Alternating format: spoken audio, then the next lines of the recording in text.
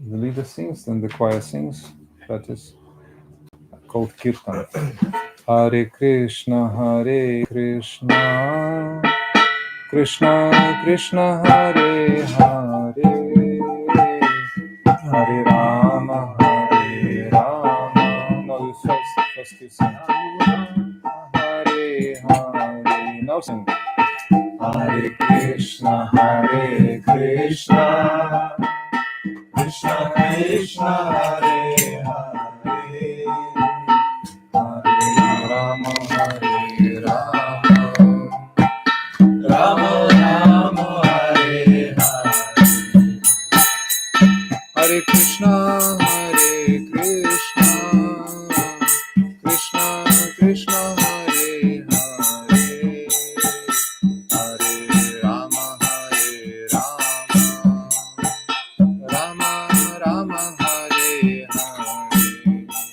Together. Krishna, Hare Krishna, Krishna Krishna, Hare Hare. Loud. Rama Rama, Hare Hare. Hare Krishna,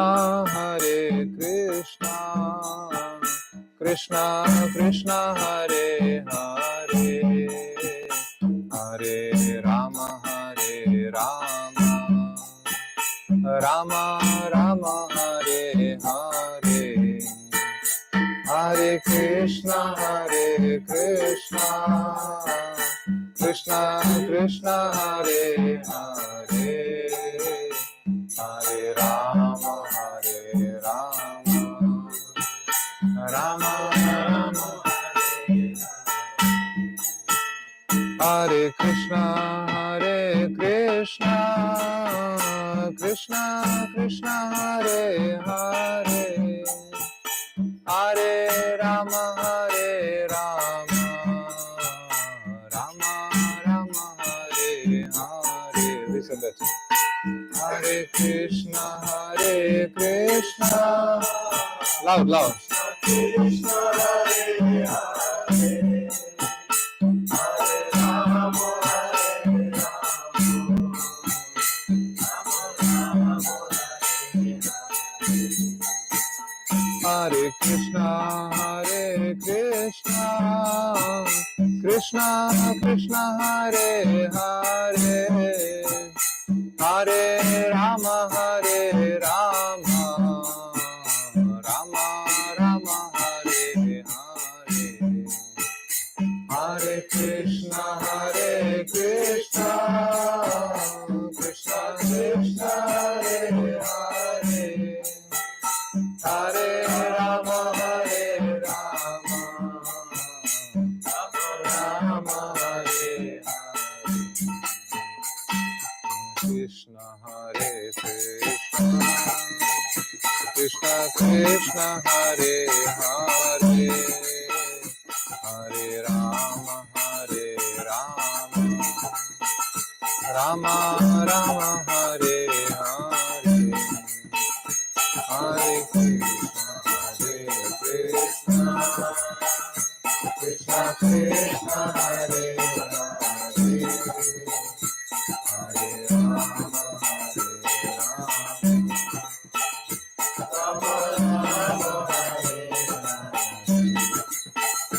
Hare Krishna, Krishna Krishna, Hare Hare, Hare Rama, Hare Rama, Rama Rama, Hare Hare. Hare Krishna, Krishna Krishna, Hare Hare, Hare Rama, Hare Rama, Rama Rama, Hare Hare. Bola Hare Krishna, Krishna Krishna, Hare Hare, Hare Ram, Ram Ram, Hare Hare Krishna, Krishna Krishna, Hare Hare Ram, Ram Ram. Hare Krishna, Krishna Krishna, Hare Hare, Hare Ram, Ram Ram, Hare Hare, Hare Krishna, Krishna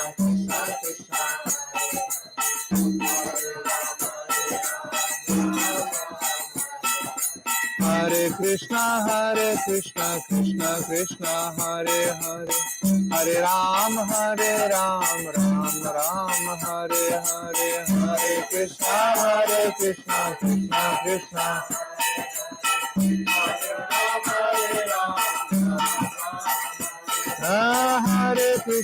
Hare Krishna, Krishna Krishna, Hare Hare, Hare Ram, Ram Ram, Hare Hare, Hare Krishna, Krishna Krishna, Hare Hare, Hare Ram, Ram Hare Hare,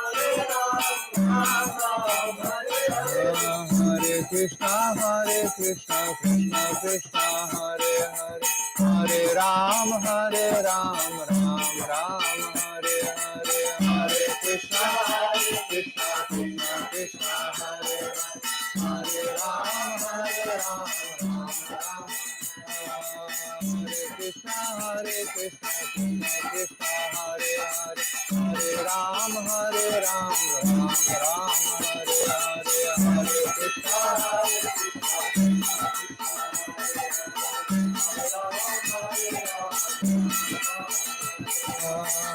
Krishna, Hare Krishna, Krishna Krishna, Hare Hare, Hare Ram, Ram Hare Hare, Hare Krishna, Krishna Hare Krishna, Krishna Krishna, Hare Hare, Hare Ram, Ram Hare Hare, Hare Krishna, Hare Krishna, Krishna Krishna, Hare Hare, Hare Ram, Ram Hare Hare, Hare Krishna,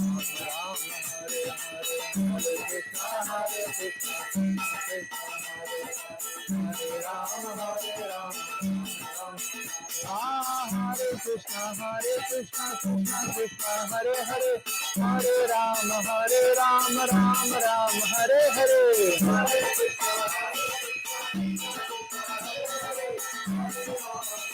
Krishna, Krishna Krishna, Hare Hare, Hare Ram, Ram Hare Hare, Hare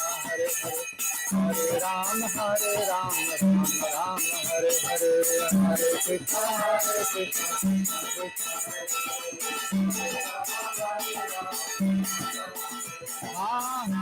Krishna Hare Krishna, Krishna Krishna, Hare Hare, Hare Ram, Ram Hare Hare,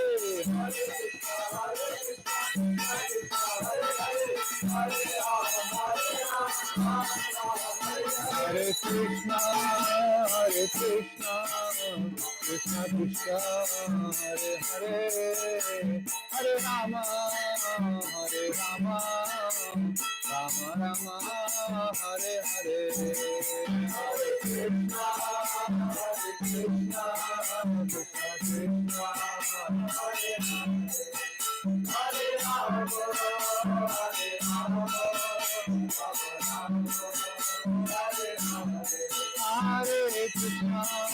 Hare Krishna, Krishna Krishna, Hare Hare, Hare Rama, Rama Rama, Hare Hare, Hare Krishna, Krishna Hare Rama, Hare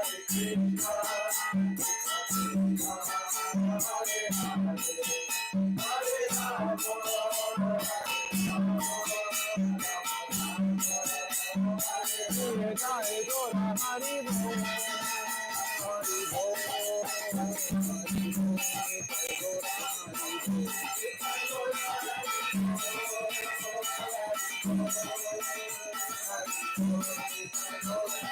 Bol,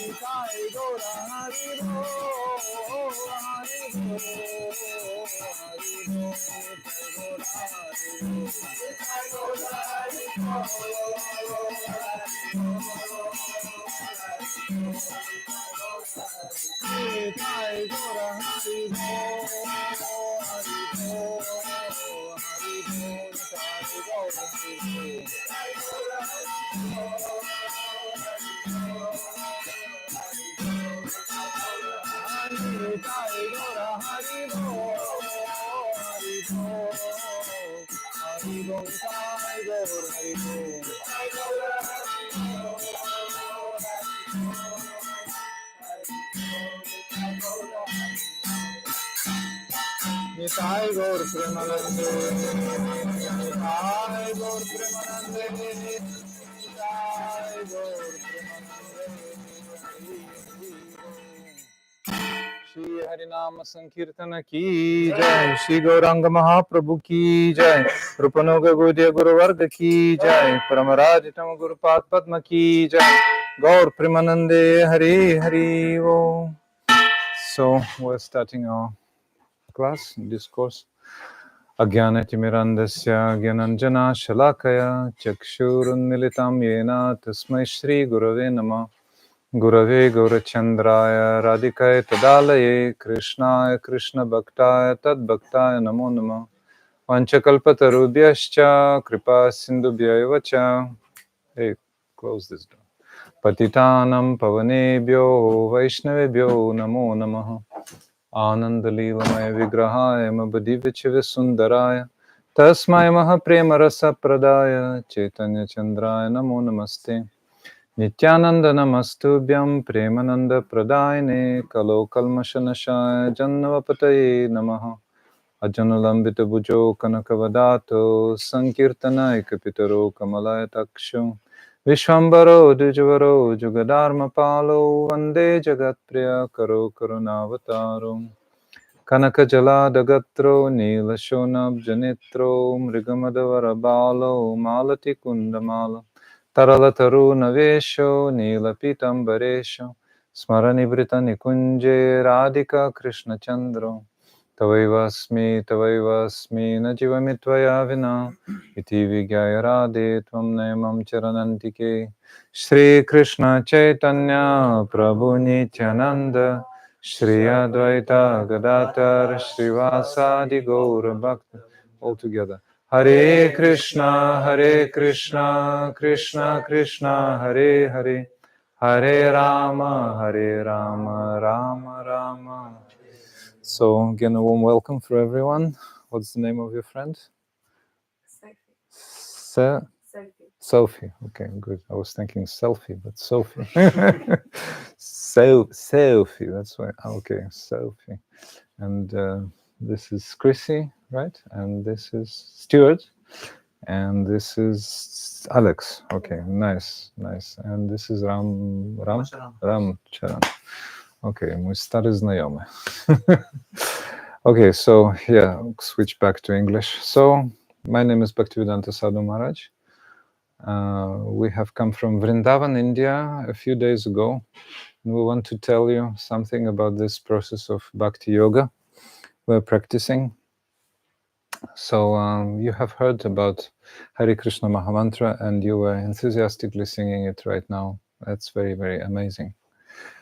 So in this age of quarrel and hypocrisy, which started about 5,200 years ago, there's no other way, repeated thrice, than chanting the holy name, repeated thrice in one Vedic mantra. Harir Nama, iva kevalam, kalo nastyeva, gatir anyatha. So Vedic scriptures are most ancient and they're ever existent. Now they've been recorded because when this age of quarrel and hypocrisy, Iron Age Kali Yuga started, people lost their memory.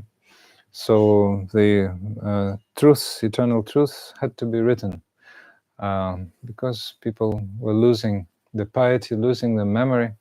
People before were so pious and so spiritually inclined, they had very strong memory. They used to remember everything they were hearing from their gurus, immediately that was absorbed in heart.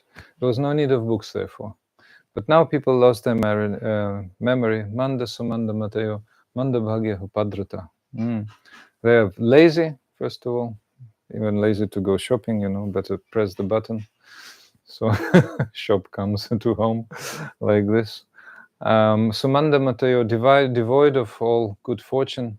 Manda bhagya, always misled and disturbed. So people are like this. So for such people who lost their memory, lost their piety, lost their, goodness and everything, auspicious, books are needed to read books. But the Vedas contain transcendental knowledge. That body of literature called the Vedic literature contains all the necessary knowledge for this age. Well, that knowledge is eternal. It doesn't depend on the ages, right? So those 4 ages always repeat: Golden Age, Silver Age, Copper Age, Iron Age, Satya Yuga, Treta Yuga, Dvapara Yuga, Kali Yuga. Same as, night and morning, daytime, evening, night. So Kali Yuga is like the night. At night, everybody's drunk, or sleeping, and doing nonsense. Or going for some criminal, adventures. So many types at night, nightclubs, etc. When we wake up 4 o'clock, people come back from nightclubs. End of ignorance, beginning of goodness, all ghosts fly away, run away. So rays of the sun. So during this age of Kali, the only process for attaining perfection is holy name. And when there was Satya Yuga, was golden age, the process for attaining perfection was meditation. People were meditating massively, and they were massively going towards spiritual worlds. Attention, this is the map of Vedic cosmology. We are situated here in the material world. This is one universe of many, many, many, many universes coming from transcendental body of Mahavishnu. This is kind of interesting map. Nothing is seen, but anyway, I have another one, broader one. So, but our path lies towards spiritual world, spiritual spheres. So each and every soul living in this material world has the tendency to develop spiritual body. So during Satya Yugas, during Golden Age, everybody was meditating and everybody massively was going to spiritual world. There was no sin. You can imagine. What is sin? Sin's been a violation of rules. So if you're playing football, if you're playing hands with hands, this is sin, and you get at once, I think, red card at once, So if a keeper forgets that he's not supposed to take ball in hand outside of the what's it called? Yes, yeah. So then he gets red. This is called a sinful activity. You're violating the rules. So in Satya Yuga there was no sin. Everybody was playing according to rules, and everybody was therefore becoming champions. Means going to spiritual world. Then some sin manifested. People were not pious enough to meditate all the time. So the method of achieving perfection was to perform fire sacrifices. If you go to India, who of you have been to India? You? No? Oh, you. Okay, good. So you've seen some yagyas? Okay, good. They're still being performed, but that's not the main method of achieving perfection. Harinam, or chanting of the holy name, is the path for attaining perfection. Then Dvapara Yuga came, more sin manifested, and the method of achieving perfection was worshipping deities in temples. So you can see deities here also, we worship, but this is not the main method. The main method is chanting of the holy name. In order to worship the deities, you have to be twice initiated. You have to be a Brahman, holy thread like this, and then you can perform archana, means worship of the deities, and yagya, fire sacrifice. But for chanting of the holy name, no qualification is needed. You can be a hippie, you can be a child, you can be a drunkard. You drunkard say, "Oh, Hare Hare, Krishna Krishna," perfection of life, actually in tamagun, in mode of ignorance, but still they're starting the spiritual life very, very easily. So there is no other way than chanting of the holy name. So we showed you at the beginning when we were singing songs, probably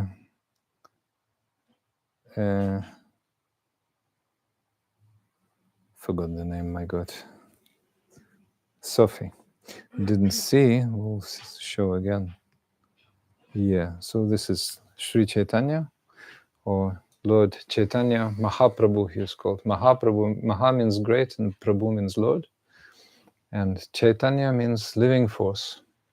So he came in 1486, 4,500 years after Krishna. Krishna came 5,200 years ago, and Sri Chaitanya Mahaprabhu came after, because Krishna was giving everyone according to their qualification. Yatamam prapadyante tam stateva bhajamyaham mama vartmana vartante manusha partha sarvasha.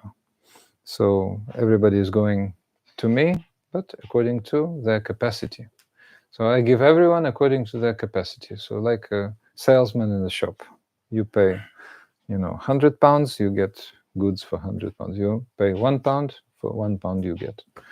But Sri Chaitanya Mahaprabhu, no. He just gave Harinam, the holy name, to all. He was going in the forest. Now in India there's a separate state, Jharkhand. In the Jharkhand forest he was going.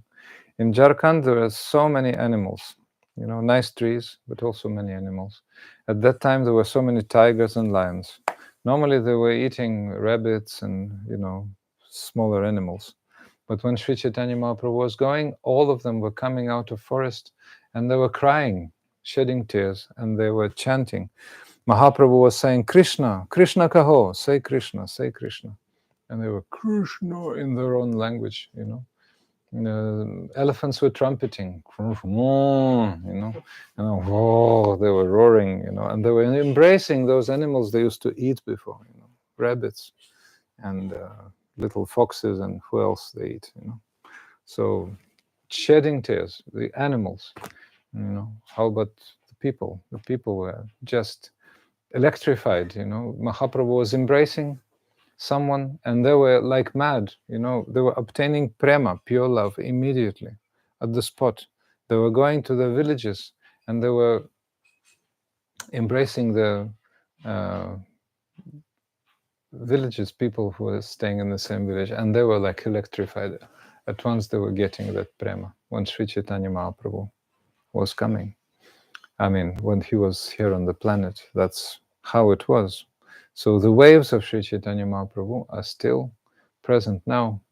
So in the line of disciplic succession, in the line of Guru Parampara, it's called, those waves of the Hare Krishna Mahamantra are being passed to us. So that's how it is.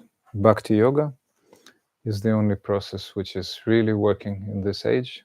Many people try for different other kinds of yoga, but that's good, but not practical. In order to practice real mystic yoga, you have to go to the mountains. You have to, be peaceful, not to be disturbed by anything, but you try to be peaceful, even in the mountains. There are no pious kings who are hunting. Before they were hunting, why were the kings hunting? To prevent attacks from wild animals upon the sages who were sitting in the forest and mountains. So now you can be easily eaten by wild animals, even by mosquitoes. Chikungunya epidemic, dangerous. So, therefore, it's not practical to go and meditate. Fire sacrifice we cannot perform. We were not born in Vedic system, right? We're all considered to be outcast. Even those in Indian bodies were not allowed in certain places in India. They can see, they can smell. We're not born in India, etc. So caste system is still strong. But so therefore, fire sacrifice and worship of the deities we cannot perform without initiation. After initiation, it's possible. But the holy name does not depend on any material circumstances, any place, any time. You can chant the holy name, and that is the perfection of life. Chanting of the holy name is both the method and the perfection itself. So when we chant, then what happens is our tendency for spiritual body to grow becomes manifest gradually by the process of chanting. So Sri Caitanya Mahaprabhu, we were mentioning yesterday a little bit, mentioned the 7 wonderful results of chanting. Cheto darpana marjanam bhavamaha. You remember? Ari, you have to remember by heart this. So Sri Chaitanya Mahaprabhu was not writing books. He was just crying and exclaiming, Krishna, Krishna. Yeah. But his followers, the 6 Goswamis, we'll be talking about them today. They recorded that in books. But he uttered the 8 verses of Shikshashtaka. Yes, 8 verses, 8 instructions. No need. Just listen. Just listen. Reading after, now listening. So, Cheto darpana marjanam bhavamahadavagnya nirvapanam Shriya kairava chandrika vitaranam vidyavadu jivanam Anandam buddhivardhanam pratipadam purnamrita swadanam Sarvatnasnapadam param vijayate Shri Krishna Sankirtanam. All glories to Shri Krishna Sankirtana. All glories to the chanting of the holy name, which extinguishes, which cleanses the mirror of the heart from so much dust. Have you ever seen your granny's mirror? 19th century. So dusty, mixed with grease.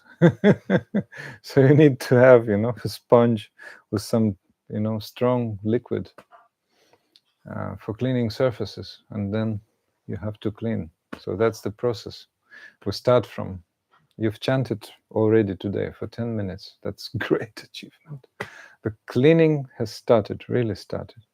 When mantra is received by Sri Guru, pure devotional, pure spiritual master, then process will be really valid and will go very quickly. So Cheto Darpana Marjanam, or cleaning of the mirror of the heart, is the first process. Then Bhava Mahadavagnya Nirvapanam, the great blazing forest fire of material existence, is extinguished. We're all burning, actually. Samsara, Dava, Nala, Lita, Loka. All the living entities are burning in the forest fire of material existence. It's a terrible thing, forest fire. Maybe some of you have experienced it. No. You cannot extinguish, even from a helicopter, very difficult, it's a huge forest fire. Like in Siberia, when summer, I think it was like a couple of years ago, massive forest fires. Our Gurudev, our spiritual master, Srimad Bhaktivinoda Narayan Goswami Maharaj, his last festival was in Russia, outside of India, 2010. And that summer, the temperature was like plus 40 and more, it was terrible heat. And around Moscow, 60 fires in one day arose. So Domodedovo airport was closed. And the only plane which landed on that day was Gurudev's plane, Emirates Airlines, from Dubai. Last flight. After that, airport was closed.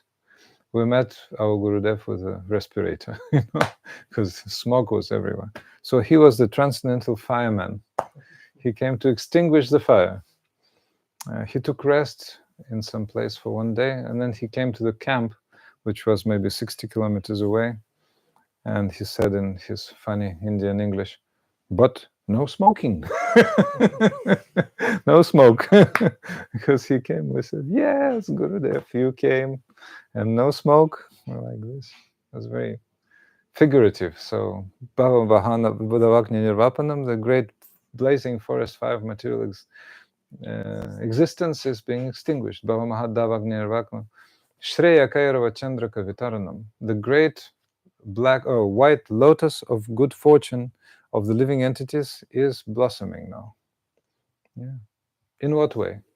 There is firm faith in the holy name, in Sri Guru, in the spiritual reality, everything. Everything is based upon faith. Yeah. You're studying something, right? Okay, it means you have faith in the subject. Otherwise, what's the purpose? And what are you studying? Yeah. Yes. Music. Music. Oh, okay. And Sophie? Life. Okay. Alex? Still student? Okay. Studying, yes. But anyway, you have faith in the subject of the studies. So you have to develop that faith. When you develop that faith, you become like professor, in material realm. But when you develop your spiritual faith, you become nishtita, means your faith becomes very, very, very firm. Still, you have to use intelligence to hold it, because sometimes your attention is diverted, like you sit in a nice atmosphere in a temple or in a program like this, then you go to the metro. I had experience this morning. And so many people, so many minds, so next station this, oh, this station, oh, next station, oh, I've been misled by someone. Right? What's going on? You forget. So intelligence, okay, Hare Krishna, like this. So you go further like this. But then what? Then taste comes. From firm faith, taste comes. Great taste. Then you become like, first you learn letters, A, B, C, then you C-A-T, cat. And then you make a sentence. A cat walks. Great achievement. All right. But then you become a poet. Have you ever written poetry? You have. I know. So when you become a poet, then you're free. And you have taste. You have great taste, and that taste is developing. So the taste in spiritual life, in wonderful holy name, in your guru. And your guru is who? Who is your guru? He's the eternal resident of spiritual world. He's the eternal associate of Shishirada and Krishna. His spiritual body is fully developed. So that is the taste, and you feel that taste, right? And the further you go, as John Lennon said, the deeper you go, the higher you fly. And the higher you fly, the deeper you go, So that's the process. And Bhava Mahadevagni Shreya Karva Chandra Kavitaranam Vidyavadu Jivanam Anandam Buddhivardhanam. Ananda. Then Ananda comes.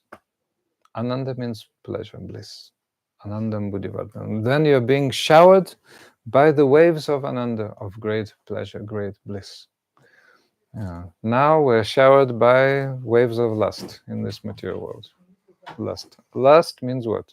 The formula, I love me, not you. You're instrumental for that. That's why I'm using you, exploiting you. That's all about, sad truth, but it's truth, I love me so much that you're so instrumental that I love you because I love me, actually. That's how it is. Ups, and you're mine now. So, okay, make me enjoy. That's how it is. Put in my pocket, like this. Now you're my puppet. Put in my pocket, like this. That's how people do, unfortunately. The world of exploitation. But that world, spiritual world, I can reach with my 1.5 meter long pointer now. So this is the world of dedication.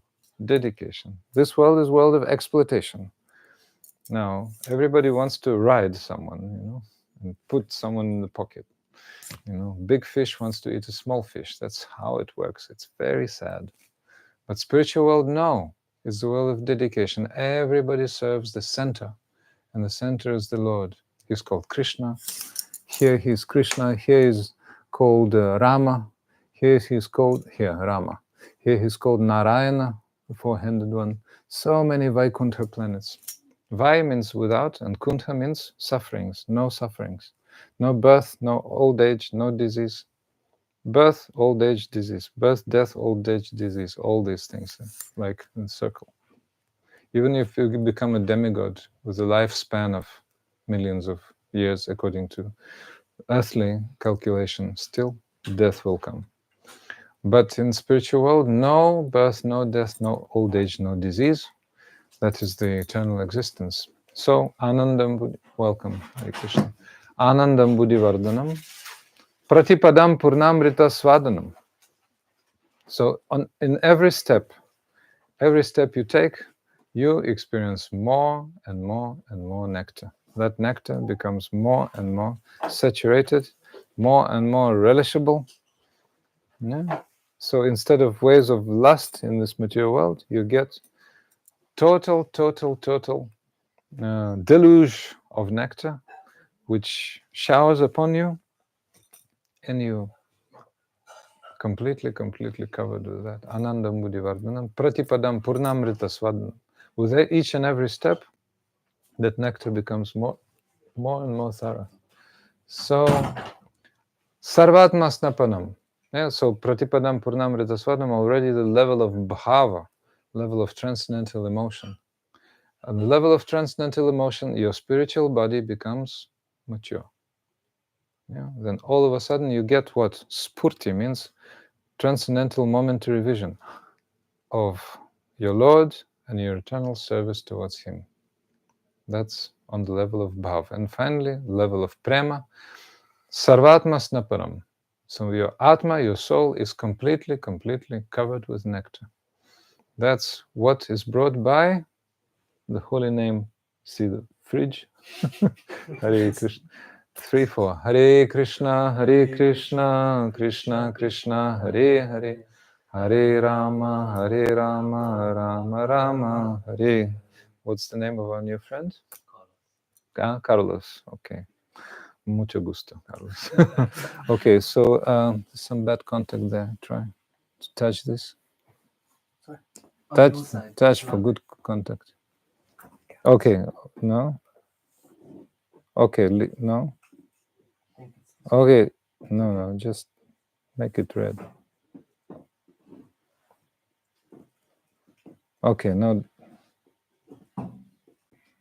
Okay, no, don't touch. All right, now it's red. Okay, good. So this is the process of Bhakti-yoga, or pure devotional service. Welcome. This is a very famous personality called Jai Kirtan, right? Okay, sit down. Yes. So give him a good seat there, on the balcony. This was good. All right. So, jesteś odpowiedzialny za drzwi, dobrze? Okay, dziękuję. Okay, so you're still carrying the cheeses.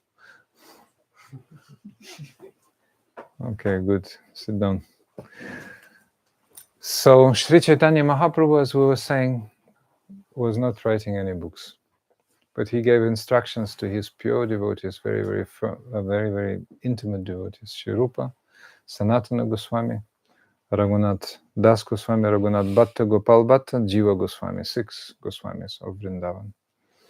So they were staying in Vrindavan, and Sri Chaitanya Mahaprabhu at the last stage of his life in Jagannath Puri, in the east of India, next to the ocean, Bay of Bengal. So when pilgrims were coming from Vrindavan, Mahaprabhu was asking, how is my Rupa and Sanatana? 2 brothers, Rupa and Sanatana, 6 Goswamis, but 2 of them were brothers, Rupa and Sanatana. How are my Rupa and Sanatana? And the pilgrims who had come from Vrindavan, well, it was taking long months to go on foot. There were no, high-speed trains like these days. So they were saying, oh, the 2 brothers, Rupa and Sanatana, have no constant place of residence. Every new night they spend under a new tree. They are wearing only kopins, means loincloth. They used to be very rich. They used to be like multimillionaires at modern calculation. Rupa was personal advisor of Nawab Hussain Shah, the ruler of Bengal in those times. And Sanatan was prime minister. So they were having thousands and thousands of gold coins. So that's like millions and millions and millions, hundreds of millions of dollars like this, pounds, whatever. So, but they renounced everything, and only with loincloth. They were sitting in Vrindavan when it was cold in the winter. They were covering themselves only with some chadars. And they were writing books. Sri Caitanya Mahaprabhu gave them 4 missions: to discover forgotten places of Krishna's pastimes. Because in Vrindavan, Krishna was there, it's Krishna's place. When you visit India, have in mind that Vrindavan is just 150 kilometers from New Delhi, which was before called Hastinapur, city of elephants, Hastinapur. So, but Vrindavan is a very, very wonderful place where Krishna took birth, where Krishna grew up, where Krishna was exhibiting his pastimes. So he stayed in Vrindavan before the age of 10 years and 8 months. But he was, although he was small, he was like fully developed, like 15, 16-year-old youth. So then he went to Mathura, spent some time there, and then he went to the fortress of Dwaraka in the middle of the ocean, revealed by the heavenly architect Vishvakarma. And Krishna spent the rest of his pastimes there. So Krishna totally spent on this earth 125 years. But he was always like a fresh 15, 16-year-old youth, never going gray. And like false avatars, when they grow old, they go gray and they're driven in wheelchairs. No, Krishna was always fresh and young. So after that, he came as Sri Caitanya Mahaprabhu, as we said, because the mercy had to be given, full mercy, complete mercy, to everyone. So Mahaprabhu was always absorbed in ecstasy. But the 6 Goswamis of Vrindavan, they were fulfilling the 4 missions. So the first mission we were speaking was to rediscover the forgotten deities of Krishna, right? And forgotten pastime places of Krishna. Vrindavan at that time was just a dense forest of thorny trees, and Goswamis built temples. And the third mission was to write books on Bhakti-yoga. Otherwise, Srila Bhaktivedanta Swami Prabhupada, you know him, he called Krishna consciousness, this process, Krishna consciousness. And the fourth one is etiquette, like what's to be done, what's not to be done by Vaishnavas, by devotees of Krishna. So these were the 4 missions. So Rupa and Sanatana, Raghunath Das Goswami and others, they were fulfilling those missions. So Rupa Goswami, who is the object of our attention today, was very despondent. He was sitting at the Parikrama road. Parikrama means circumambulation, the road which leads around Vrindavan, so one can circumambulate, especially on the day of Ekadashi. Today is the holy day, tomorrow is the holy day of Ekadashi. We'll speak later.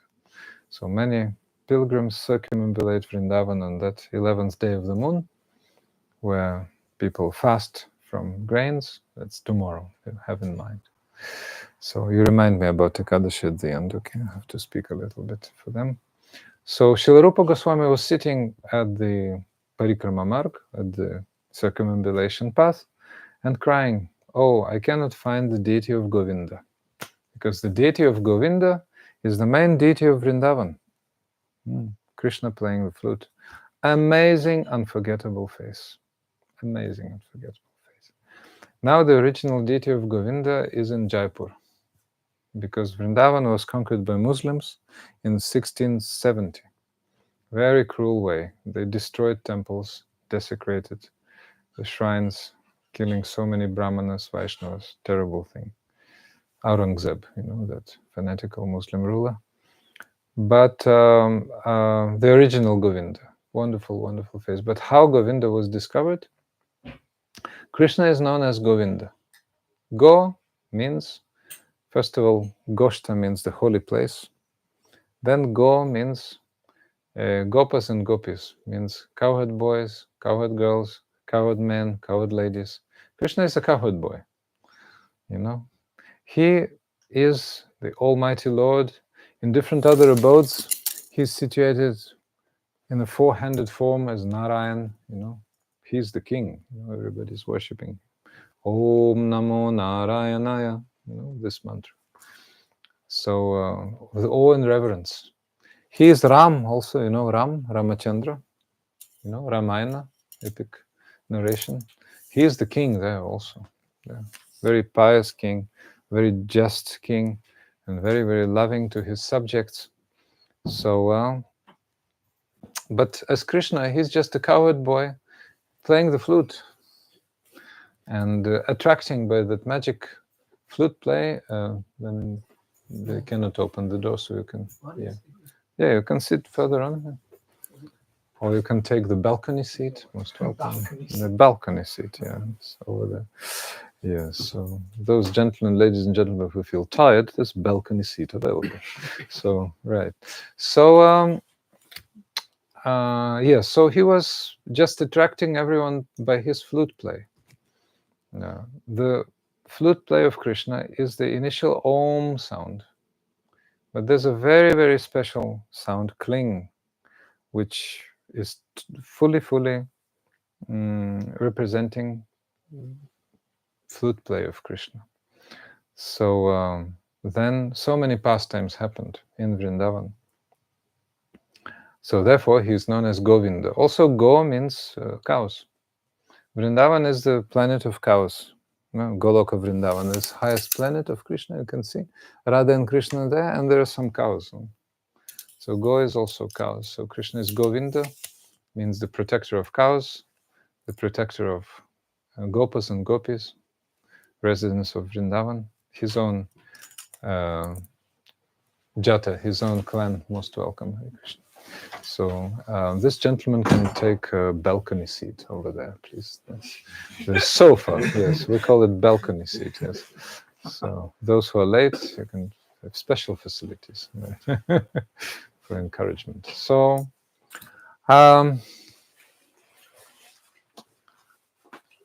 so that's why, Go is also the mind.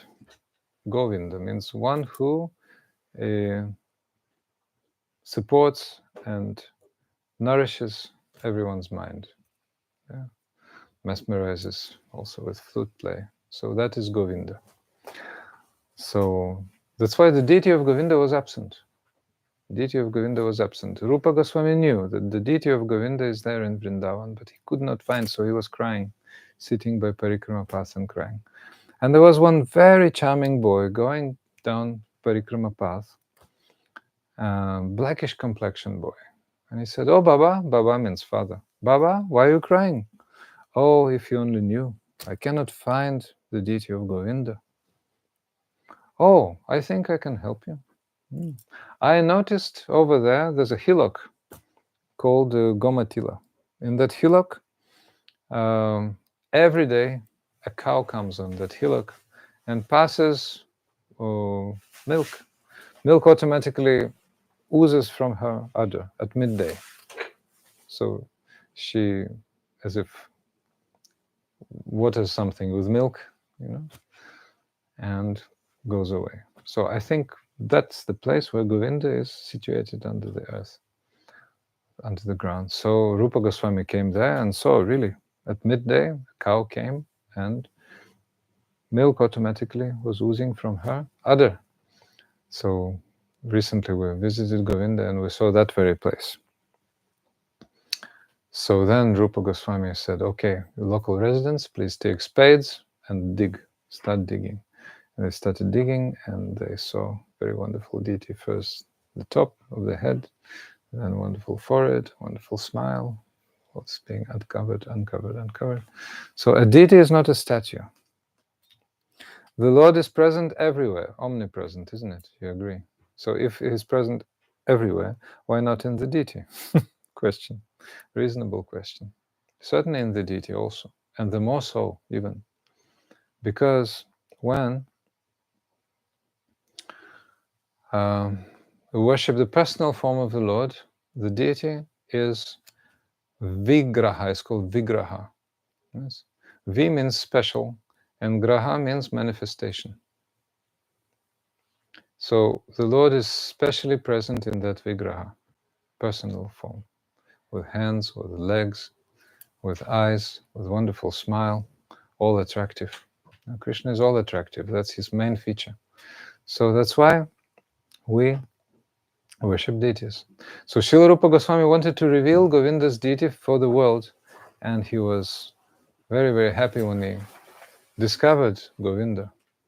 So his close friend, associate of Sri Chaitanya, called Kashishvar Pandit, became the first pujari, became the first servitor, servitor, who performs puja. Puja means worship. Pujari means a priest who performs puja. So Kashishvar Pandit was worshipping that Govinda.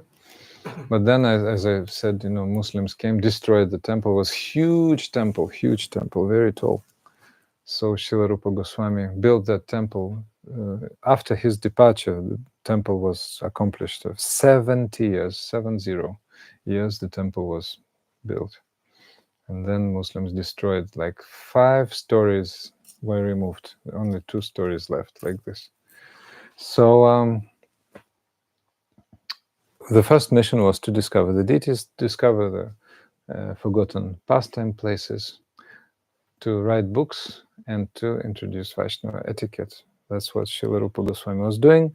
But how Srila Rupa Goswami was blessed by Sri Chaitanya Mahaprabhu, we will hear. Because you cannot do anything, ourselves we cannot do anything.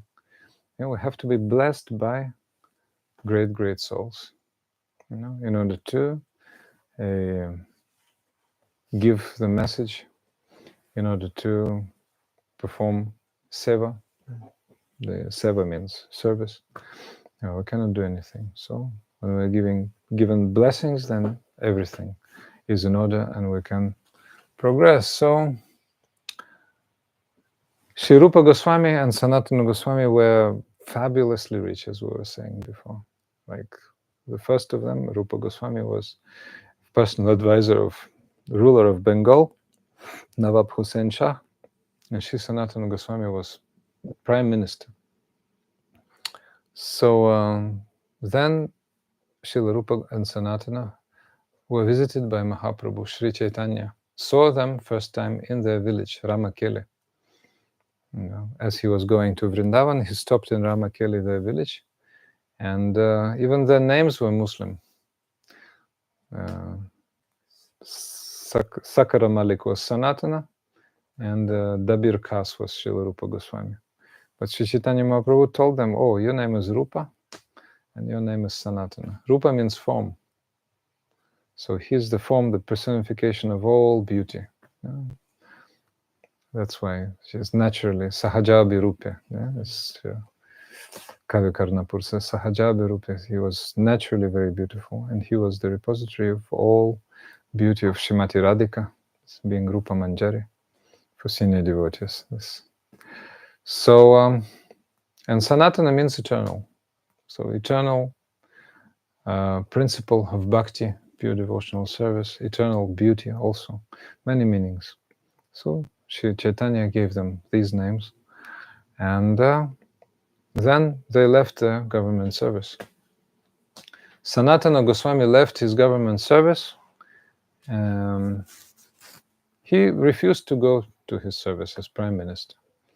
When Nawab asked him, what's happening to you? He said, through some servant, he said, I'm sick. So Nawab sent his best doctor to check Sanatana's health. The doctor said he's completely healthy. Then Nawab came, very infuriated, came to Sanatana. Hey, you're saying you're sick, but I can see you're completely healthy. What's going on? And he saw many brahmanas. With those brahmanas, Sanatana Goswami was discussing Srimad Bhagavatam, Vedic texts. Oh, I want you to accompany me. I want to go to Odisha now, that state is called, and conquer that land. And then Sanatana Goswami said, oh, dear ruler, please don't consider me as your associate. I know that you will go, you will kill so many brahmanas, you will destroy so many temples. I cannot accompany you. Then I'll put you into jail. So he was put in jail. But Srila Rupa Goswami had deposited many gold coins with the grocer in one place. So half of his many thousands of gold coins, Rupa Goswami immediately distributed amongst Brahmanas and Vaishnavas, means very exalted personalities. So if you have some amount of money, half you give to some very high-class people. That's a rule.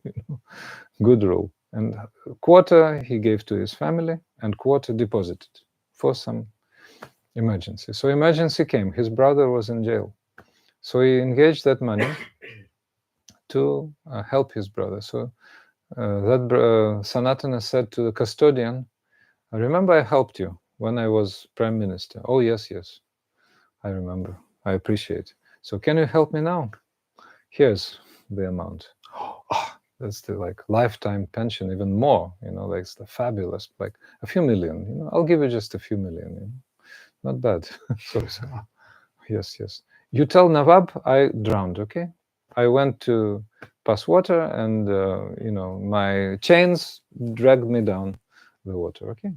Yes, you tell. And he crossed the river, and with one servant, he went to Sri Caitanya Mahaprabhu. That was Sanatana, the elder brother. But Rupa Goswami also dropped the government service, and he met Sri Caitanya Mahaprabhu in Prayag. Prayag is Allahabad, now it's again Prayagraj, it's known. The city is called back in Indian way, Prayag.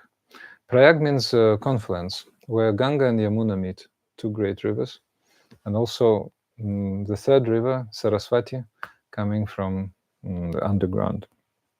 So they meet there. In Prayag, Sri Caitanya Mahaprabhu was there with thousands of followers, and he was chanting together with them.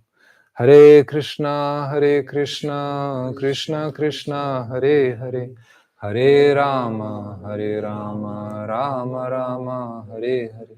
Sri Chaitanya Mahaprabhu was chanting, and so many people were following. But Srila Rupa Goswami was with his another brother. There were three brothers actually: Rupa, Sanatana, and Anupam. Anupam was a younger brother. Later, he had a son called Jiva. Jiva Goswami was the uncle of Srila Rupa Goswami.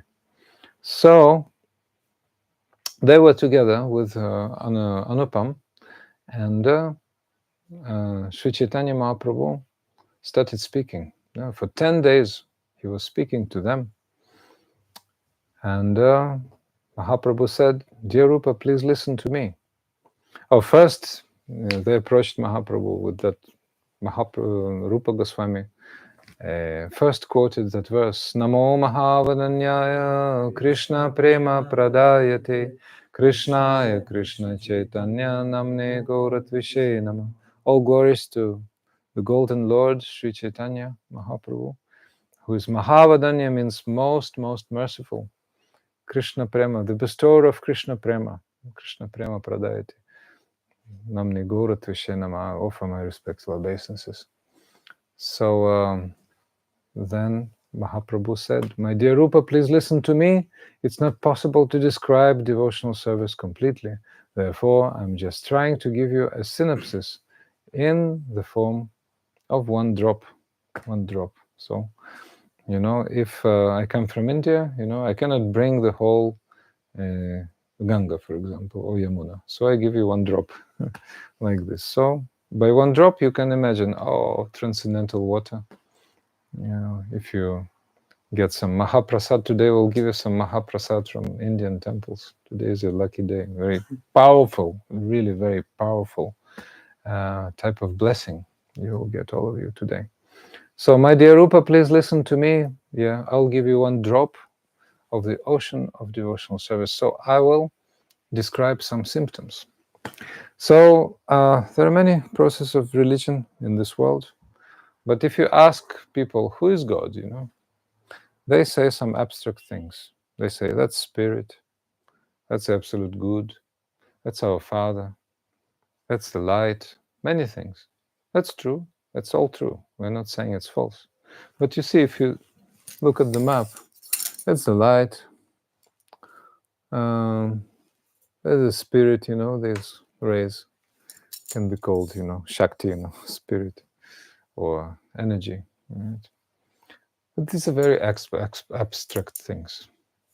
But complete description of Supreme Personality of Godhead, that's the term of Srila Bhakti-yoga Swami Prabhupada, Supreme Personality of Godhead, it's amazing term. Bhagavan in Sanskrit. Bhaga means all opulences and Van means the possessor. So that complete description is given in the Vedas, and the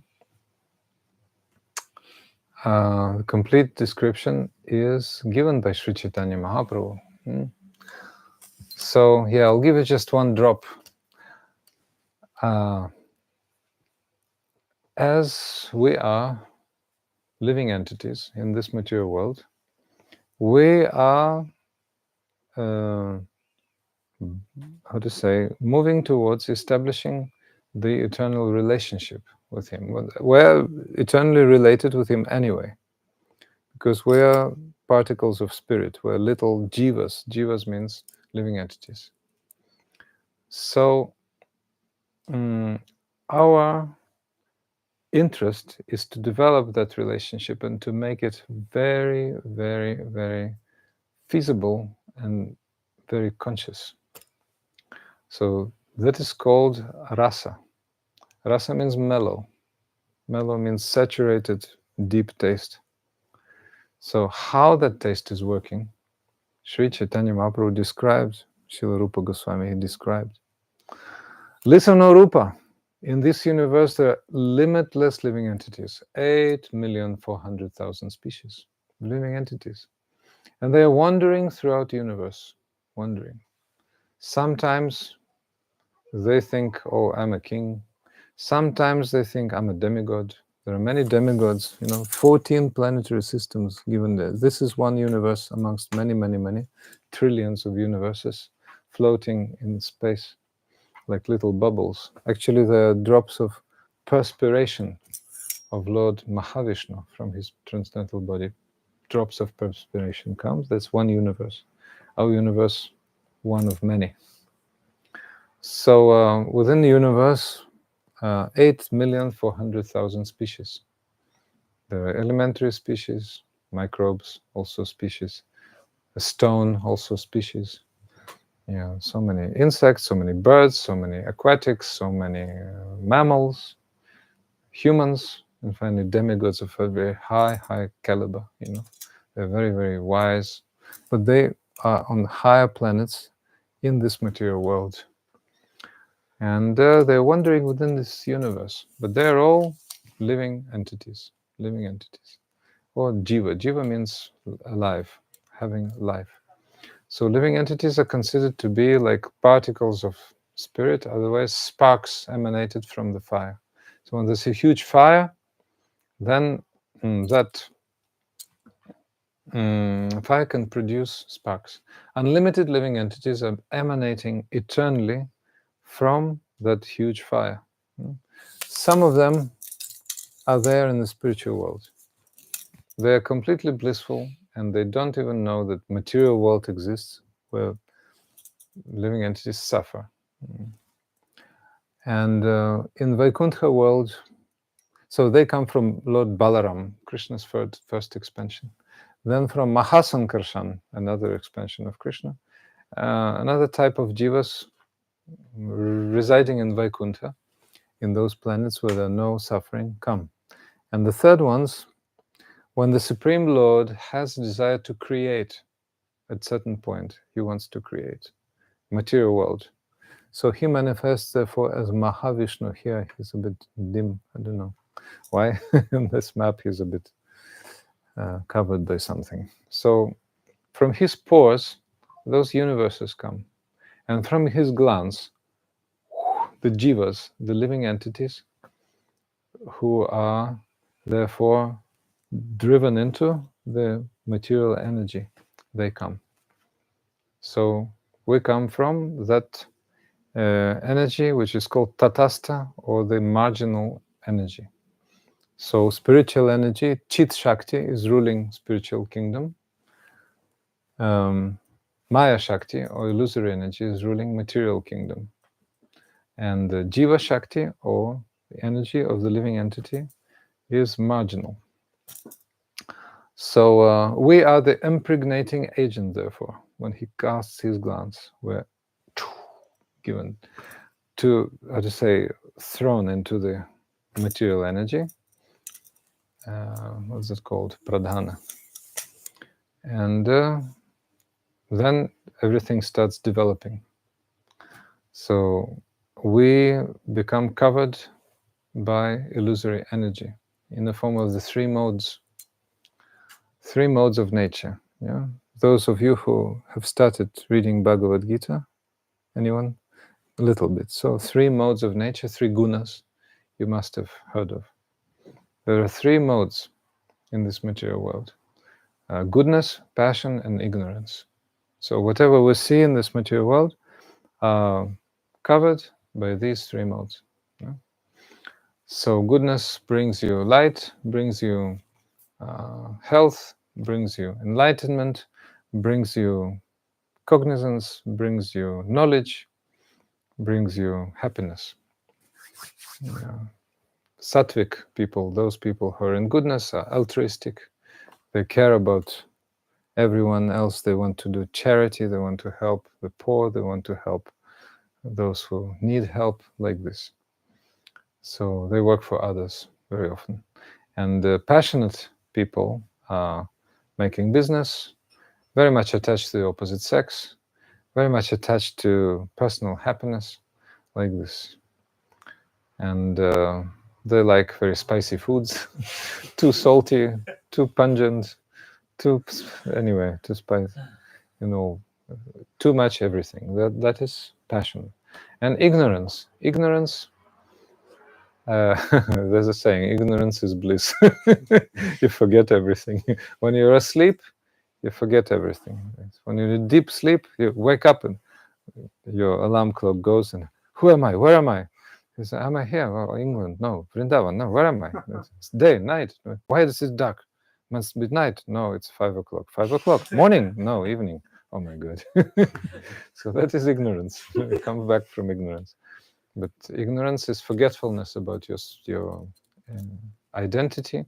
Ignorance is laziness. Ignorance is intoxication, hatred, false views, madness, all kinds of bad things. So that is ignorance. So these three modes cover all living entities, and according to the bodies and the interests, they are covered. For example, elementary species of life fully in ignorance, like bugs, those insects, right? All types of lower animals, monkeys, ignorance. And then passion. Well, passionate nature is typical for human beings. Mostly we're controlled by passion here. You make money. This and pleasure. I'm the king. So it's passion. Then headache. Monday morning, people experience headache. It's ignorance. But then, okay, passion, bring yourself to passion again. Then evening comes again, ignorance, like this. No goodness. Goodness means you have to minimum practice yoga, for goodness. Minimum become vegetarian, like this. And, well, ignorance you can see. It's in goodness. So demigods are in goodness. Passion also, but mostly goodness. their knowledge is just phenomenal. You know? Like Lord Brahma is the highest resident of material world. His planet, Satyaloka, Brahmaloka, is the highest. In our universe, he has 4 heads. Our universe is the smallest. Only 4 heads Brahma has. In other universes, Brahmas have thousands and millions of heads. Therefore, the level is according to that. So they know everything. They know all the Vedas. He is our Sampradaya Acharya, means the, how to say, the head of our disciplic succession, Brahma. We come from Brahma. Our line directly is from Brahma. He's the first living entity, and he's the architect of this universe. Everything was brought together by him, all ingredients, etc. So if Mahavishnu is like architect, so he's the managing director, let's say. So, and each and every living entity is actually living soul, which is jiva, the jiva. What is the measurement of the soul? Attention, attention. Only Vedic literature gives. What is the measurement of the soul? 1/10,000th of a tip of a hair. That's us. Little spark, little spark of light. If you take one hair and you take the tip and divide into 100 and another 100 and another 100, will be 1/10,000th of the tip of a hair. Small, infinitesimal. Yeah, but that's the original subtle nature of the living entity. But there's one very significant and blissful but. Together with that, we're not alone. We're small, but we're not alone. There was one song, you know, Hare Krishna, so you're not alone. Krishna is your friend. You know this song. But Krishna is your friend, like the Lord in the heart is called Param Atma, where Atma means the soul. But this Param Atma means the supreme soul. And that 4-handed representation of Supreme Personality, Kshirada Kashaya Vishnu, otherwise technically called, within every heart. So that is the witness. People call it intuition, right? Like a common situation. A person goes down the street, right? And somebody tells him, turn right now, quickly turn right. He turns right, and at the place where he was standing or going, there's a brick falling from the roof. Like 1 moment from death. Who told? Paramatma, the Lord in the heart. Turn right, turn right.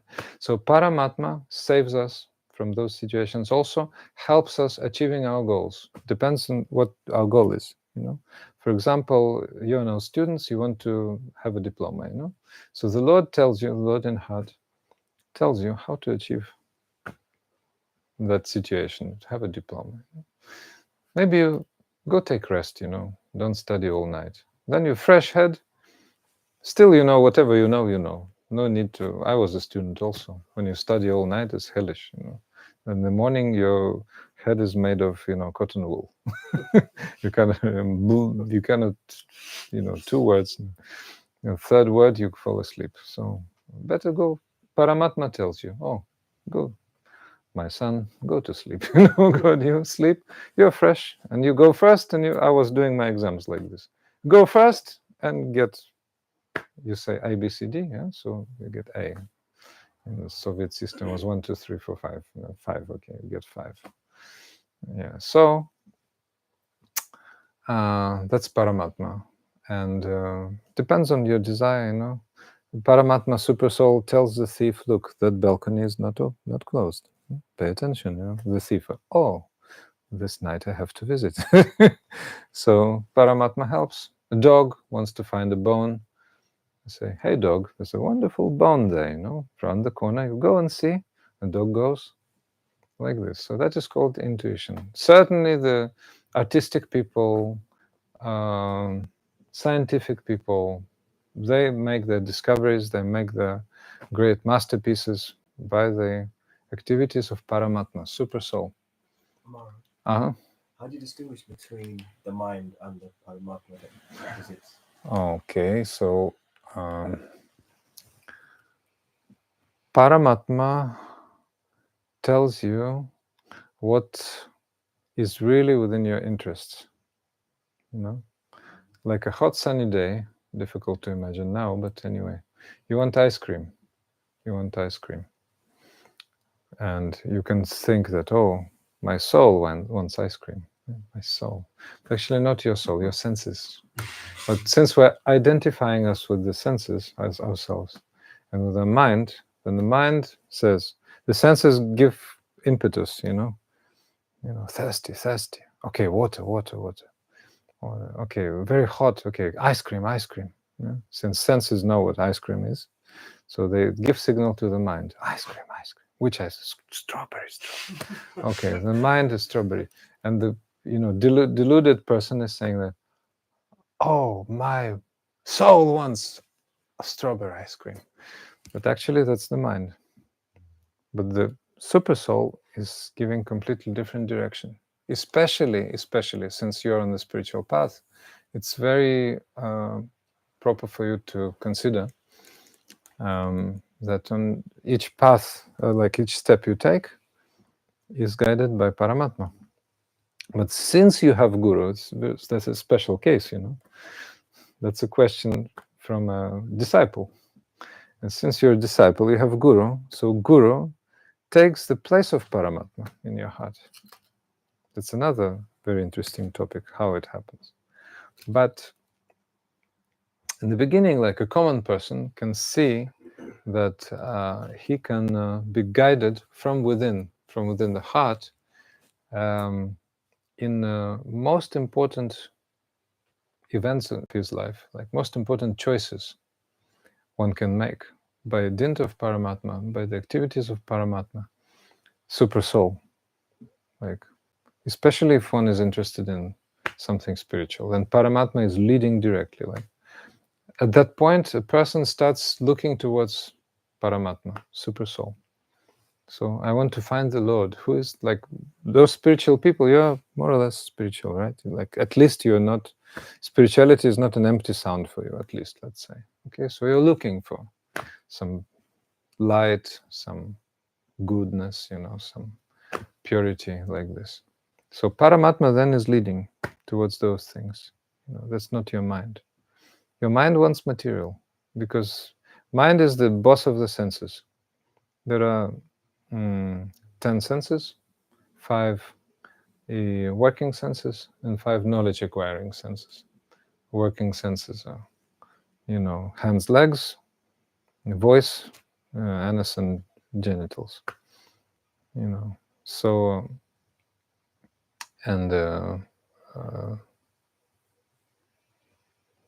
knowledge acquiring, so the working senses, knowledge acquiring senses. So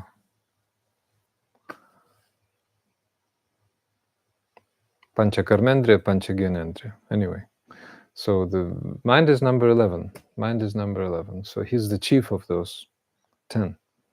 So he gathers the information from those senses, makes conclusions, and thinking, feeling, and willing, 3 activities of the mind. So always thinks, always feels, and always wills, according to the signals of the senses. That's his function. But super soul is completely different. Super soul is related to real desire, like desire of your heart. If desire of your heart is material, to get a new washing machine, then super soul, okay, go there, in that supermarket. But if your desire is something spiritual, then definitely super soul is guiding you. So that's the difference, more or less. Okay. So Krishna says in Bhagavad Gita, in his revelation to Arjuna, amongst like horses, I'm Chaishrava, amongst elephants, I'm Airavata, and amongst minute particles, I'm the Jiva, I'm the living entity. I'm the living entity. So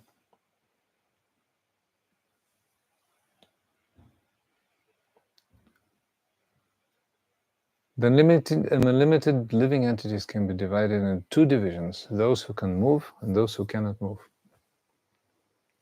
Varieties of living entities. It's good if you can move, great advantage.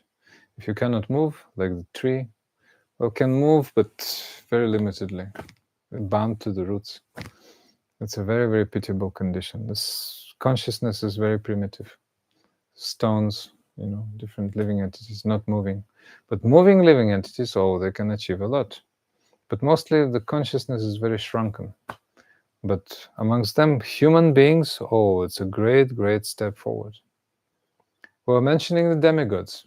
Well, demigods are so much absorbed in enjoyment there that they forget often about their real interest, about the path of spiritual practice. But those living entities in this material world, in primitive bodies, well, they're too much in ignorance, so they cannot go, Even if the cow comes to the temple in India, well, respected, but ultimately shown the exit. So the dogs are not allowed. The cows, okay, cow is a holy animal like this. But the human beings is a very, very, very great privilege. Human body is a great, great privilege. Plavam sukalpam guru karnadharam. Plavam sukalpam means the favorable boat. Human body is a favorable boat. So if the helmsman is Sri Guru on that boat, then situation is super perfect. So if you're in a body of a dog or a cat, you cannot have Guru. You cannot have. Some rare cases, former people were becoming those animals. Tomorrow we'll speak something else about those subjects if you come. But today just introduction. So we're speaking about Srila Rupa Goswami's teachings, but some other subjects will come up during these 4 days. 4 days we're here. So living entities. Yes, I mean human beings. There are 5 actually levels of human beings. The first level is immoral atheists. They're like wild people, tribal people. Still they believe in some ghosts and worship, cannibals, like this. So they can kill their relatives and, offer to some ghosts like this. So then moral atheists, communists, Chinese, like this, North Korea, Soviet Union. All right, so they have some moral codes, and it's very nice, but no God, so that's very bad. Makes consciousness very primitive. And then moral theists, that's very good. Moral theists. There are people who go to church, they're saying, my religion is this, our God is better than your God. When I was a young devotee of Krishna, my mother, Christian, finally, jokingly, she told me when I started logic and arguments and how advanced this is, look, and, knowledge about the soul, knowledge about this and that. So she was listening and ironically said, then your God is better than ours. So they can think that our God is better than theirs, And when Muslims were attacking Vrindavan, they were crushing the deities sometimes. We killed the Indian God, like this. That's the level. But they're believers, like believers. Moral theists. They have some morality, sometimes quite weird, but anyway, it's morality. You have to kill, unfaithful. It's their morality. But anyway, some morality. Different kinds of believers in this world. Crusaders, killing everyone in the name of Jesus. It's terrible. So anyway, so these are moral theists. Then a completely different level, a positive change, complete shift.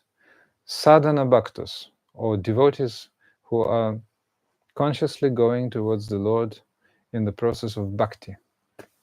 So bhakti is a completely different level than believing. Believing in God is good, but this faith has to be very much positive, scientific, and non-violent, and most importantly, Vedic. So, and number 5 are bhava bhaktas, or those devotees who achieve great, great results on the path of bhakti, who develop their spiritual bodies. They're still in this material world, Not so many of them, but because of them, this earth is still, not destroyed. No, they're holding the earth, these wonderful people. So 5 types of living entities according to the level of their consciousness. Although Mahaprabhu is saying, although the living entities known as human beings are very small in quantity, that division may be still further subsided, and there are many uncultured human beings like Malechhas, Pulindas, Bodhas, and Shabaras. Malechha means those who kill cows. When Kali Yuga started, this dark age of quarrel and hypocrisy, people started killing cows. That's a great sinful activity. Cow is one of the 7 mothers. There are 7 mothers, according to the Vedas. Atma Mata Guru Maitri Brahmani Rajapatnika Dhenu Daitri Tata Prithvi Saptait Matara Smritaha. There are 7 mothers. Atma Mata means your own mother. Guru Maitri, mother of your guru. Brahmani, wife of a Brahmana, high priest. Rajapatnika, the wife of the king, the queen. Dhenu means a milkmaid. What's a wet nurse? Wet nurse, giving milk to the babies. And Rajapat Dhenu means cow. And Dhatri means, Prithvi means Mother Earth. So there are 7 mothers. Cow, one of them. See, people don't know. Because we were given milk first, mother's milk, then cow's milk, and then most of the cases were given cow meat. Unfortunately, very unfortunately. So we have no culture. Therefore, we're called actually Malechha, according to our, most of us, some Indian families I'm not speaking, but most of us, according to our category. So, Pulindas, people of the jungles, Bodhas, Buddhists, actually. They're called also Shabaras, also one uncivilized tribe, although there was Shabari, very, very advanced devotee lady, old lady devotee of Lord Ram. She was Shabari. And there were Pulindis, girls who were so much devoted to Krishna. So it depends. And amongst the Mlechas, those who eat cow meat also, maybe devotees of Krishna. So once some sannyasis were speaking about with Srila Gurudev, and one of them said, "Oh, Gurudev, we were born as Mlechas, we were born as meat eaters," and so Gurudev looking like this. So now, do you do? No, I don't do. So it's much better, isn't it? So there are many verses saying that background of a Vaishnava doesn't matter at all. Yeah. Prahlad Maharaj said, Viprant Vishat Ravinda Nabha, Pada Ravinda Vimukam, Shvapacham Varishtam. Yeah? So a Brahmana having 12 qualifications of a Brahmana who is not devoted to Krishna is much, much worse than a devotee coming from an uncivilized background, but who is practicing pure devotion. So amongst human beings, those who are followers of Vedic principles are considered civilized. Oh, that's a great statement. Many, many religions are meant for Mlechas, non-civilized people. At least something, there's a saying, something better than nothing. In India, they say very often, something better than nothing. I do not have that thing you are looking for, but I can give you this, something better than nothing. But there's some religion, very simple philosophy. You are children of God, you pray to God, serve to God. Okay, good. But not understanding who is God, what is the soul, Once one sannyasi was telling me, like before I was traveling a lot with sannyasis, means I'm sannyasi myself now, but he was telling me, when I was a boy, 12-year-old, I was in Catholic school. And when I was 12, I asked a priest who was a teacher, what is the soul? And he said, the soul is such a substance, such a thing, given to man by God, so that man can come to him. That was too little for the boy, like, I cannot understand. So he started searching more. So certainly, when he found the Vedas, it was described. What is the soul? What is the super soul? Who is God? What? All these things. So amongst these, almost half Vedic people, not people who follow Vedas. Amongst these, almost half simply give lip service while committing all kinds of sinful activities against these principles.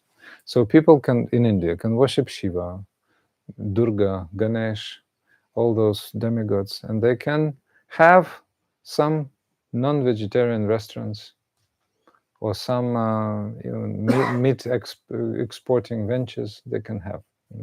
So this is lip service, They're praying to God, but then doing sinful. It's like an elephant, Elephant, very stupid. Goes, takes bath, then comes back and takes bath in sand. So sand and water, water, sand, water, sand.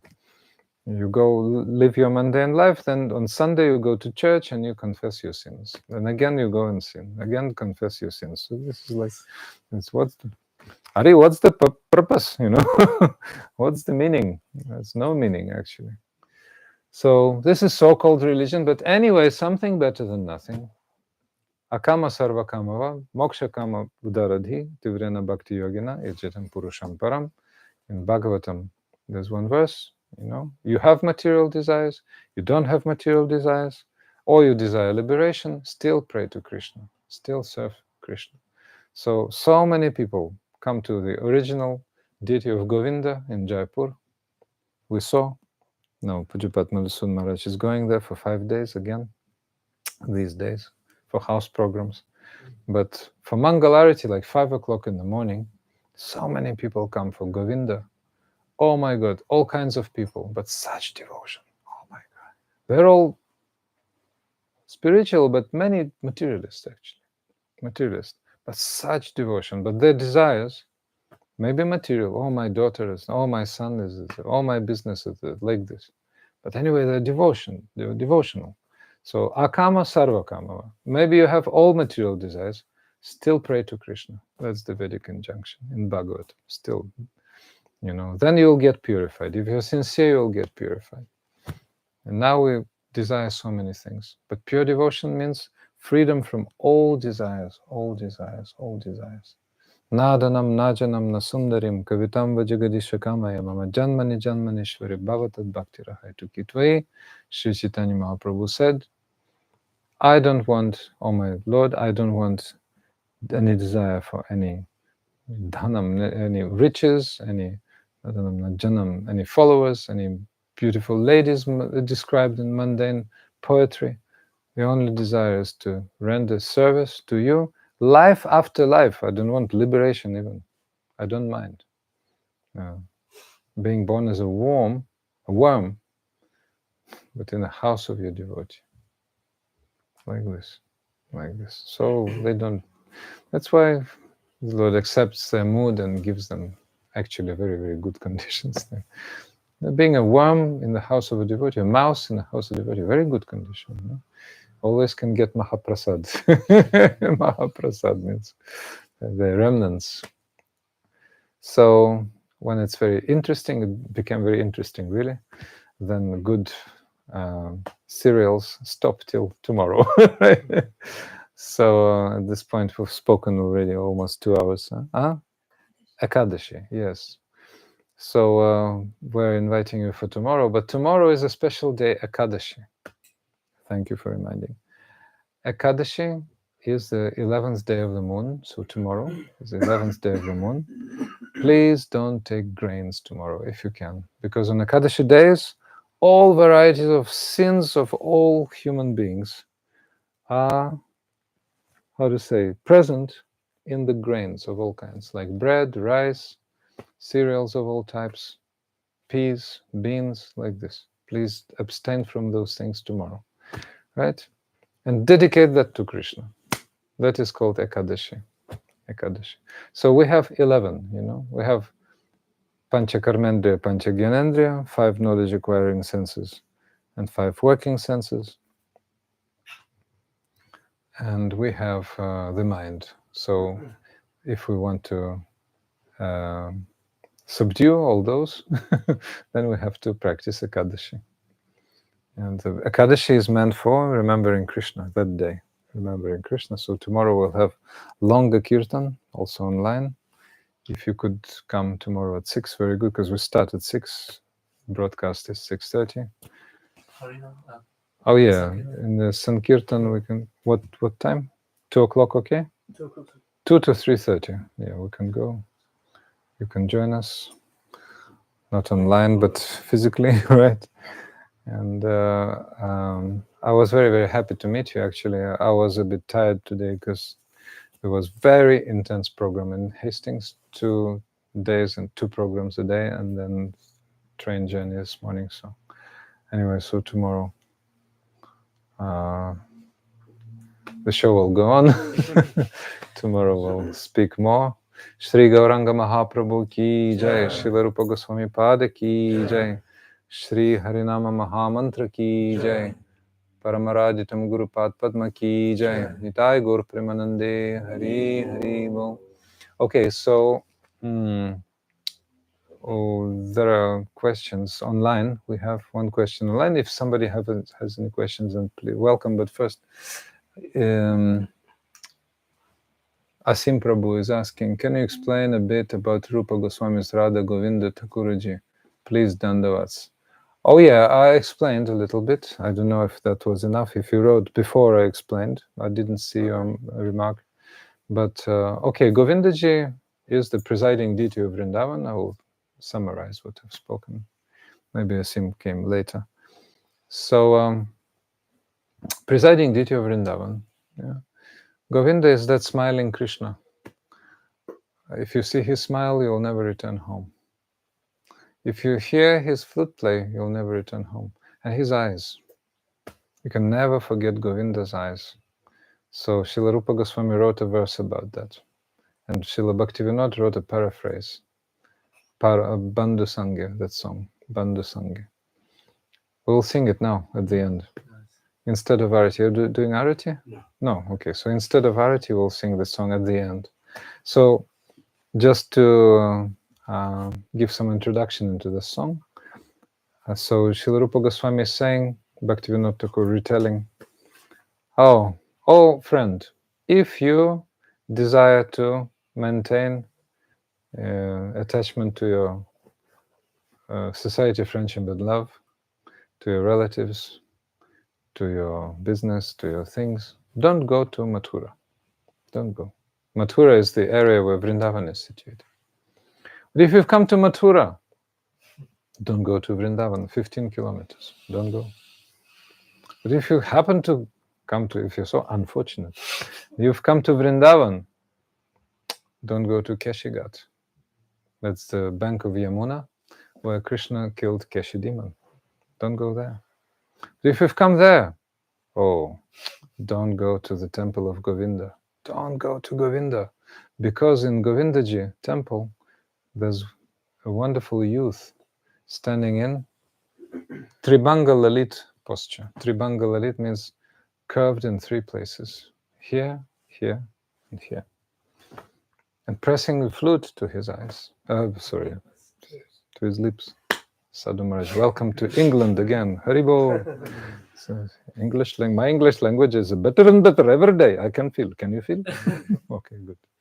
So, yes, especially his glances. When he casts his glances, those are arrows.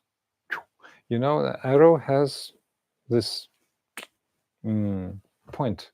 The point is with the, how to say, those, what are they called?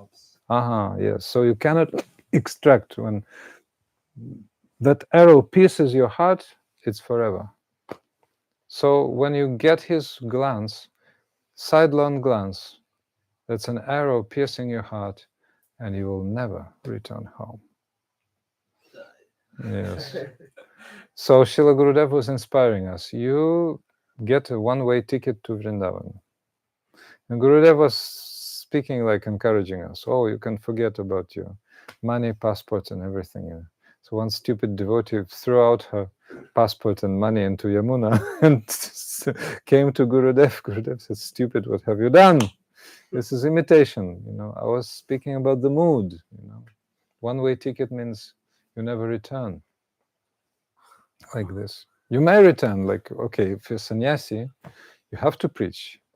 Like when after I took sannyas, on that same day, I asked Gurudev, Gurudev, you want me to stay in Vrindavan or stay in Russia, stay here, open some center, or do it? Sometimes here, sometimes there. Gurudev says, sometimes here, sometimes there, like this. So we follow. But when we're on the mission, when we go on tour, then we remember Vrindavan. It's a great separation, actually. Every time you feel that you're leaving your home, Vrindavan is our home. Yeah, so every soul, every individual soul is bound to a certain point of spiritual world. If you feel something towards Vrindavan from Harikatha, from the discourses you hear, from something related to Vrindavan, it means it's your place. Because that's our actual home. From the point of view of our spiritual body. Because our material body is perishable, it will go. Subtle body will take us to another gross body tomorrow. It will happen tomorrow. Time flies like anything. Yesterday I was young, I remember. Today, soon 60, And somebody is 80 and still moving nicely. Oh, good. I want to be like that, but my time is limited still. But I have to try. See how good he's doing. Maybe I should look after my diet better. Do some exercise. But 20, 30, okay, finished. It's all over. You cannot take a penny. What to speak of electronic assets? Cannot take.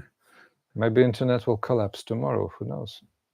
Maybe it will all collapse. Who knows? What people will do, tomorrow. You never know. Escalation. So not a place for a gentleman. One guru, Srila Bhaktisiddhanta Saraswati Prabhupada said, not a place for a gentleman.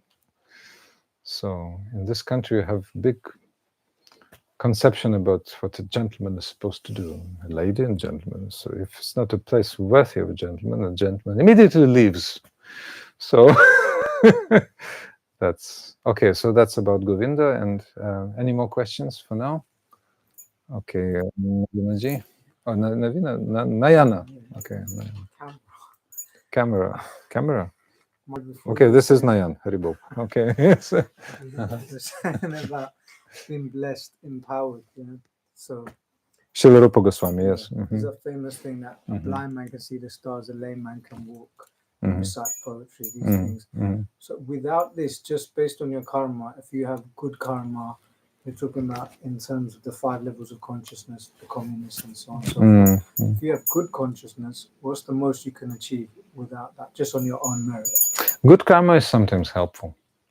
You can be born in a Brahmana family with good karma, You can have some good samskaras, but also side by side as a bhakti unmukha sukriti, the merits on the path of bhakti proper.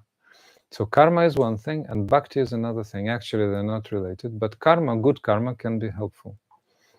If you're born in a Brahmana family, you're taught Bhagavad Gita from beginning.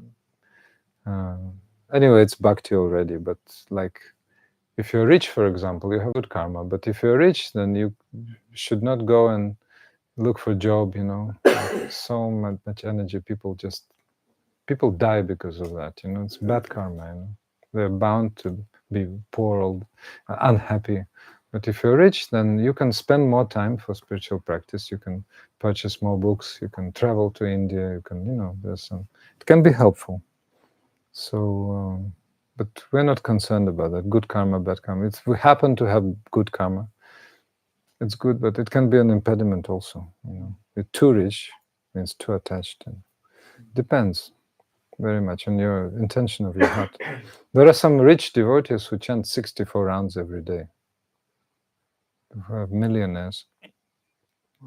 And they really devotional also. I know some of those. But very poor people also, they have no money, but they chant all day. So it depends. Real richness is within the heart. Any more questions? Lovely people. Hare Krishna. So we'll sing this song, Bandhu Sangha, amongst. Bandhu Sangha means amongst your friends. If you want to stay amongst your friends, don't go to Vrindavan. This is the song, all right? So, what's the page? You say, have you opened?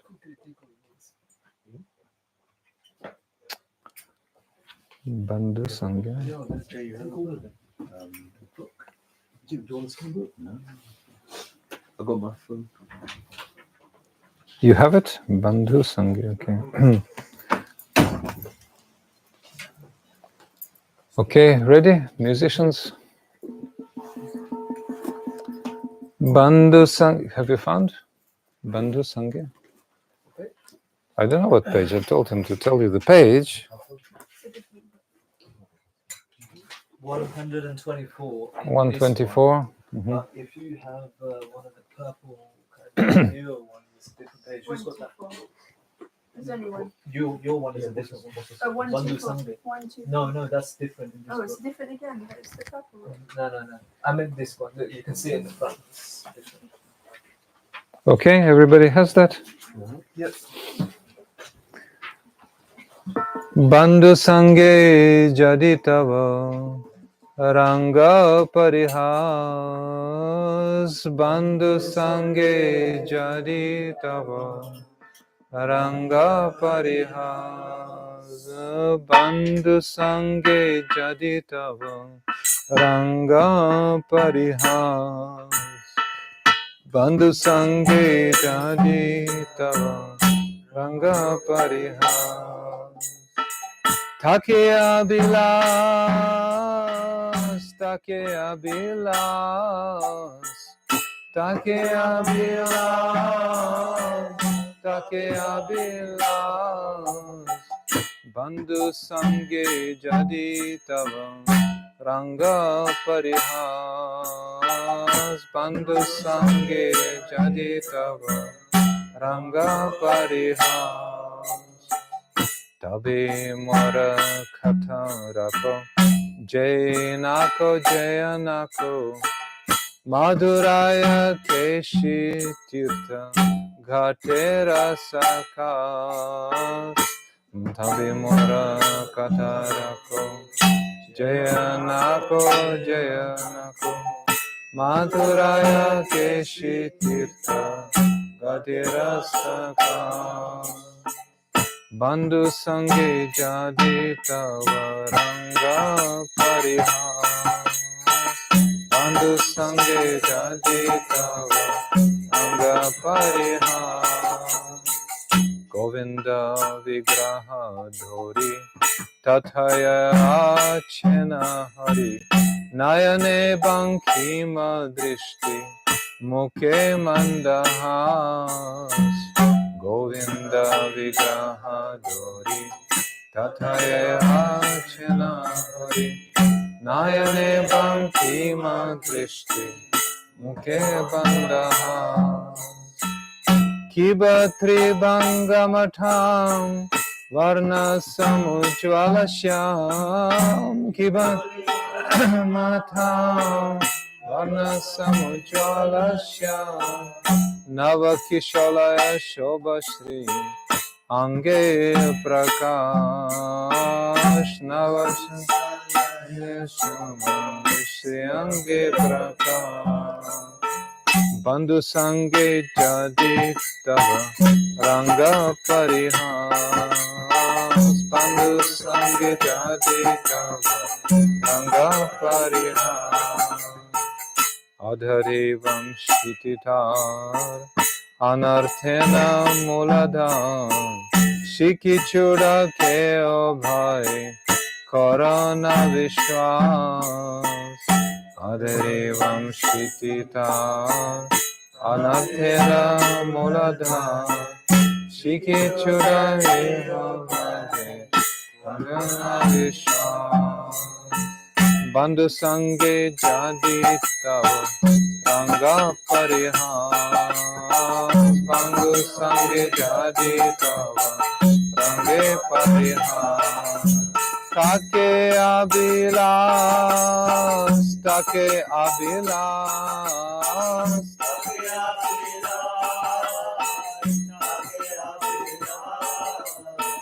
bandhu sange jadi tava ranga parihas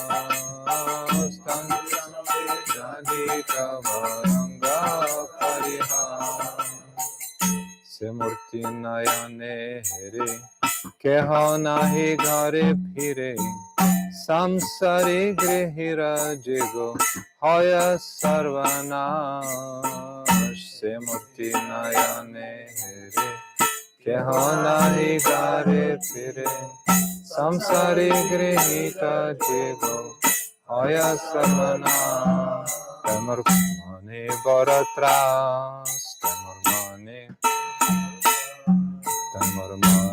baratras घाटी baby पदा भारी जना को है संसारी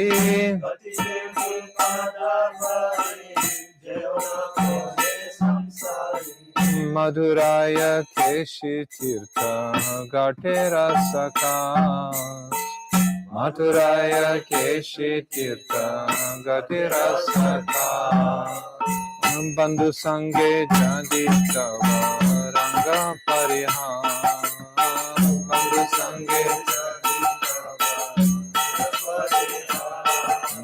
बंधु संगे जादी तव रंग परिहास बंधु संगे आत्मा के अभिलाष के Abhilash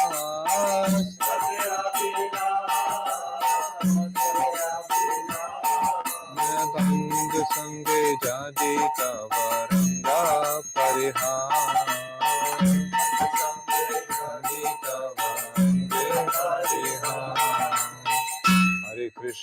Hare Krishna, Krishna Krishna, Hare Hare, Hare Ram, Ram Ram, Hare Hare, Hare Krishna, Krishna Krishna, Hare Hare, Hare Ram, Ram Ram, Hare Hare Krishna, Krishna Krishna, Hare Hare, Hare Krishna, Krishna Krishna, Hare Hare, Hare Rama, Rama Rama, Hare Hare, Hare Rama, Hare Krishna, Krishna Krishna, Hare Hare, Hare Krishna, Krishna Hare Hare Ram, Ram Hare Hare, Hare Ram, Ram Hare Krishna, Krishna Krishna, Hare Hare, Hare Krishna, Krishna Hare Hare, Hare Ram, Ram Hare Hare, Hare Ram, Hare Krishna, Krishna Krishna, Hare Hare, Hare Krishna, Hare Ram, Ram Hare Hare, Hare Ram. Bola Hare Krishna, Krishna Krishna, Hare Hare, Hare Krishna, Hare Ram,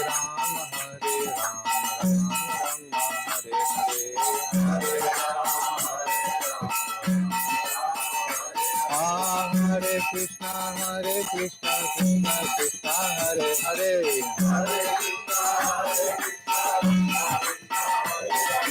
Hare Ram, Hare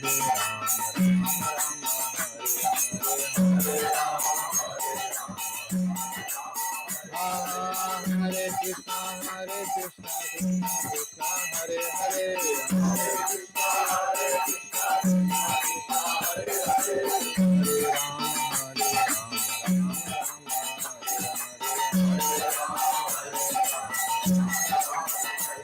Ram, Hare Krishna, Krishna Hare Hare, Hare Krishna,